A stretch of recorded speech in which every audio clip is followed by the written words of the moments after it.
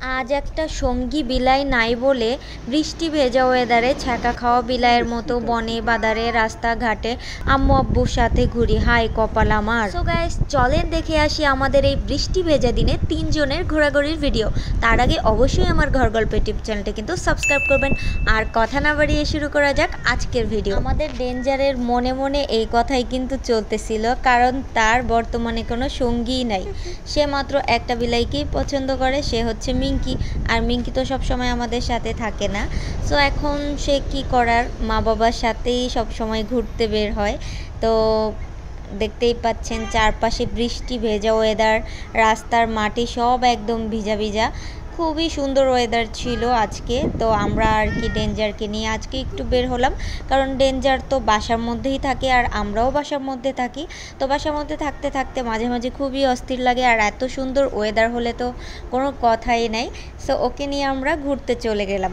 বেচারা তো সঙ্গী বিলাই নাই, তো আমরাই আর কি ওর সঙ্গী। তো যাই হোক, তাতে ওর আসলে কিছু মনে হয় না, যায় আসে। ও বসলে চলো বসি।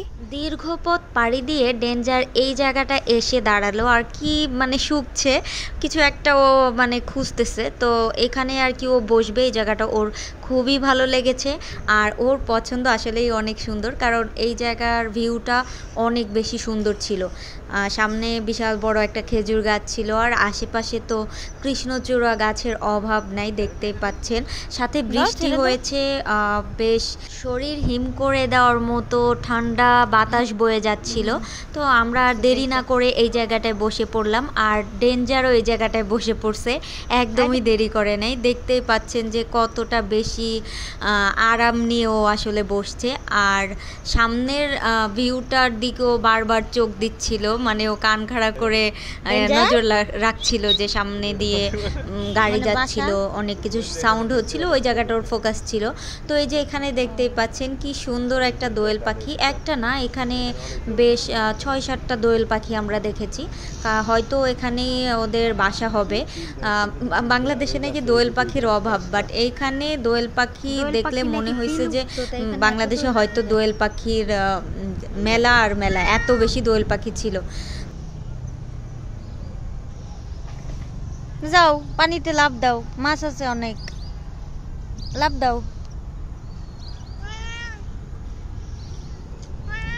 ওর মুখটাই আমি ওইখানে ও আসলে প্রকৃতির মধ্যে এসে প্রকৃতির ডাকে সাড়া দিল, মানে জায়গা মতো কাম সেরে দিছে আর কি, ব্যাপারটা এরকম। যাও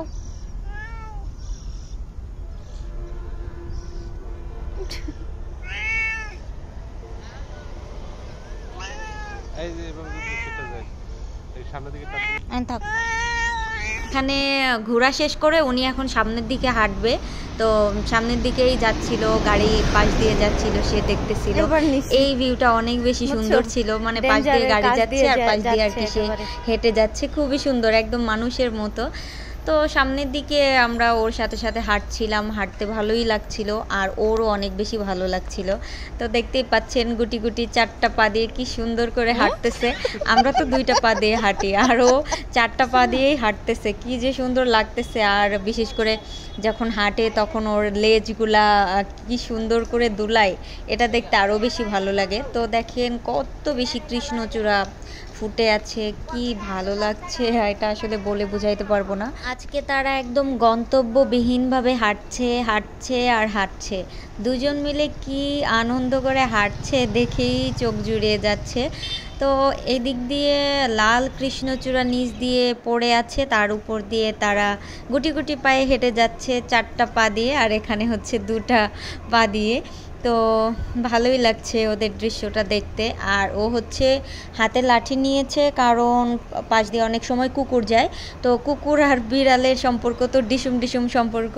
তো এই জন্য আর কি যদি কোনো কারণে কুকুর আসে, তো সেক্ষেত্রে আর কি একটা লাঠি সাপোর্ট হিসেবে আর কি নিয়েছে। তো সে আর কি হাঁটার মাঝে মাঝেই গাছের ঘ্রাণ নিচ্ছে, একটু বাগানের দিকে যেতে যাচ্ছে। এখন যেতে চাইলে তো আর বাগানে যেতে দেওয়া যাবে না।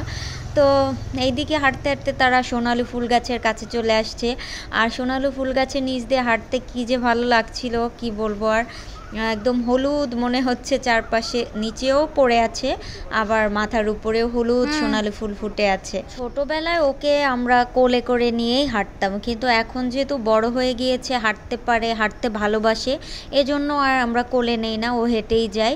আর ওর মোটামুটি এখন ওজনটাও বেশ হয়েছে, তো ও হাঁটতেই বেশি পছন্দ করে আর কি। তো হাঁটতে হাঁটতে এখন আর সামনে যাওয়া যাবে না, কারণ অনেকটা পথ আমরা আসলে চলে আসছি, কিন্তু ও তো হাঁটবেই। তো ছোটোবেলায় যে মাঠে ওকে নিয়ে আমরা আসতাম, আমরা আসলে ওই মাঠের কাছেই আবার ওকে নিয়ে যাচ্ছি।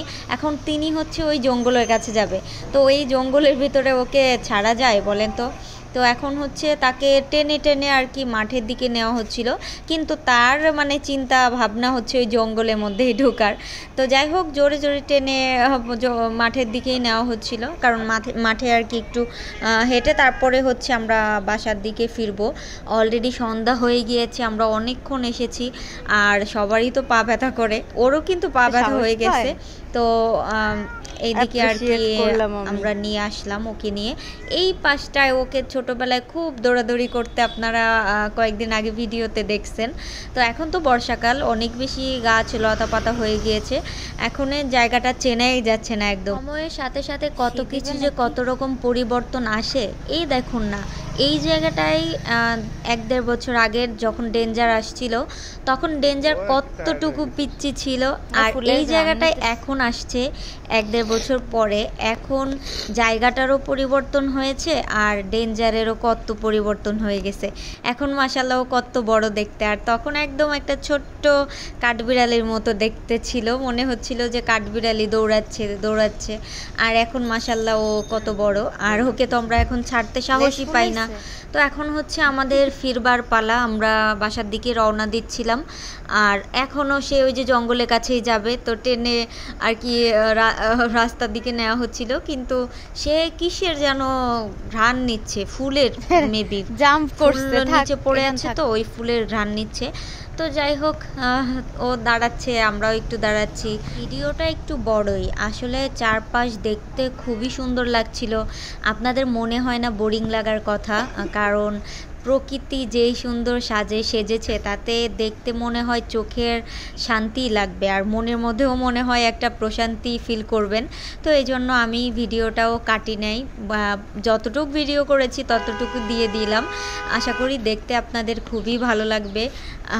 সামনাসামনি তো অবশ্যই আরও বেশি ভালো লাগতো, কিন্তু সবার পক্ষে তো আসলে এখানে সময় বের করে আসা সম্ভব না। আশা করি আমার এই ভিডিওর মাধ্যমে আপনাদের মনে একটু হলেও ভালো লাগার জায়গা তৈরি করে নিতে পারবো। শহরের মধ্যে যারা বিড়াল পালেন, তারা হয়তো বিড়ালকে এরকম খোলামেলা জায়গায় ঘুরতে নিয়ে আসতে পারেন না, কারণ আশেপাশে খোলামেলা জায়গার অভাব। পাকা জায়গা খুঁজে দেখো, পা মেলে দিছে, মানে বাসার মতো আরাম চাইতেছে।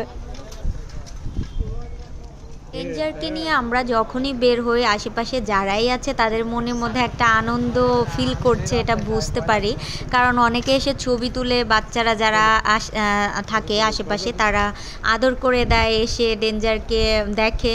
তো এই জিনিসটা আমাদের খুবই ভালো লাগে, কারণ অনেক পার্সিয়ান ক্যাট আছে, অনেক কিছু, বাট ডেঞ্জারকে সবাই একটু অন্যরকমভাবে পছন্দ করে। এটা এই জায়গাও ঘুরে দেখা লাগবে তোর। এর মধ্যে অনেক বিষয় আছে, তার মধ্যে মেনই হচ্ছে ডেঞ্জার আসলে অনেক ফ্রেন্ডলি, বাচ্চাদের সাথে অনেক সুন্দর মিশে যায়, আর ছোট্টবেলা তো বাচ্চাদের সাথে খেলা করতো, আর এখনও বাচ্চাদের সাথে কি বলবো, এই যে আবার এখানেও ওর কাজ ছেড়ে দিছে। তো মানে ও মায়েরে আসলেই এরকম কাজ করে, আসলে কি এটা আসলে বলাও যায় না, ভিডিওতে চলে আসে। তো এখানে আর কি ও বসে পড়ছে, ওর কষ্ট হয়ে গেছে হাঁটতে হাঁটতে। তো কিছুক্ষণ পরে আর কি আমি ওকে কোলে নিয়েই যাই, বাকি রাস্তায় ও আমার কোলে উঠেই যায়। তো এখানে আর কি ও একটু রেস্ট নিচ্ছিল, খোলা মাঠ পেয়েছে, ওর খুব ভালো লাগছিল, আমরাও ফাঁকতালে বসে একটু রেস্ট নিলাম, আর এখান থেকেই আসলে ওকে বাসায় কোলে করে নিয়ে যায়। তো যাই হোক, সব কিছু মিলেই আমাদের পুরো ব্লগটা কেমন লাগলো অবশ্যই কমেন্ট করে, এই তুমি চুপ থাকো ডেঞ্জার, কমেন্ট করে জানাবেন ব্লগটা কেমন লাগলো।